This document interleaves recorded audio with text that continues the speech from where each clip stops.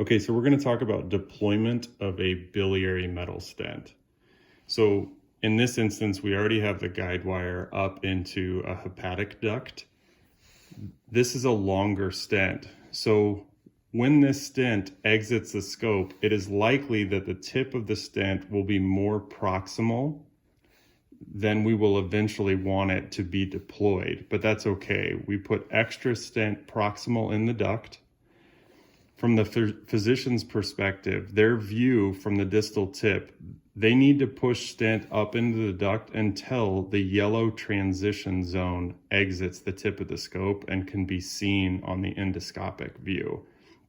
That means we have no concern about our stent deploying inside the tip of our endoscope.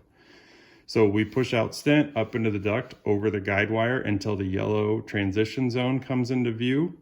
A good guideline is you want to keep the yellow transition zone and then count 1, 2, 3, 4, 5 diamonds of the stent, and that should remain outside of the papilla during all of deployment. So from a positioning perspective, up the wire, yellow transition zone, count 1, 2, 3, 4, 5 diamonds. Our papilla remains there. The remainder of the stent is up inside the duct. Okay, now we're going to move to what this portion of the catheter, what's actually happening with the fluoroscopic markers if we were to magnify the view. So we'll move over here to this diagram. So we have our blue catheter, the yellow transition zone we just discussed. From a positioning standpoint, we'd have 1, 2, 3, 4, 5 diamonds. Our papilla would be sitting right about here. So on the right side of the sheet of paper are static fluoroscopic markers. So these markers do not move. We have a proximal, or sometimes referred to as the leading marker of the stent. It's radio opaque, can be seen on fluoroscopy. We have a point of no return, and we also have our distal or trailing marker. Like I said, these three markers do not move. They are fixed to the catheter. The marker that we watch throughout deployment is our traveling marker. So this marker is actually on the outside of the catheter, and as you deploy the stent, this marker moves down the stent or up the stent, depending on if you're initially placing or maybe repositioning. So as you start to deploy, the traveling marker moves down the stent. When the traveling marker is lined up with the point of no return marker, then we're actually at the point of no return. If we're unhappy with our initial placement of the stent as it has opened, we can resheath the stent, readjust our positioning, and then deploy again. After we've passed the point of no return, the position of the stent has essentially been chosen, or it's fixed. We won't want to reposition after the point of no return. And as the traveling marker passes the distal or trailing marker, then our stent will be fully deployed.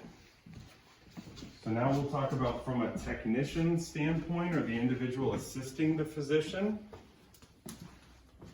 Their job during deployment is going to be to put this handle against their chest.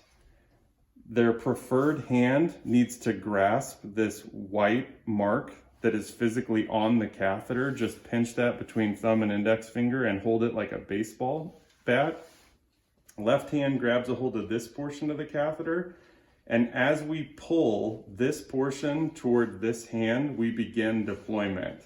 So I just pull this in.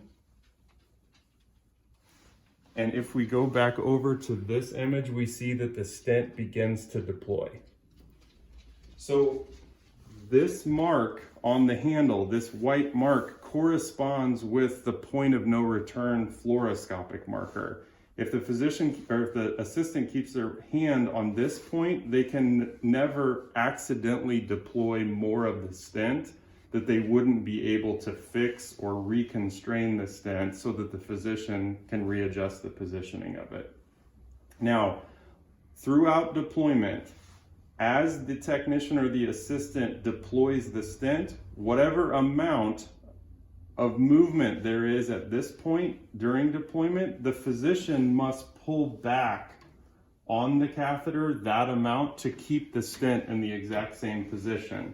So make sure you're communicating with your physician or your nurse or your technician that as you deploy, your physician is also pulling back on the outside of the catheter, And there'll be a little bit of a sawing motion that happens back and forth, but that's what makes sure that the stent, we always keep a yellow transition zone and 5 diamonds outside of the papilla. And if you deploy slowly an inch at a time and your physician pulls back on the catheter an inch at a time, you will always keep 5 diamonds and a yellow transition zone outside the papilla.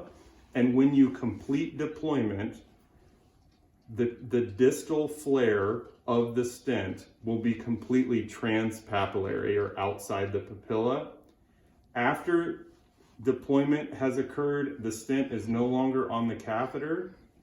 We unlock our guide wire and we can remove the guide wire and the stent delivery system from the scope, and the procedure is completed.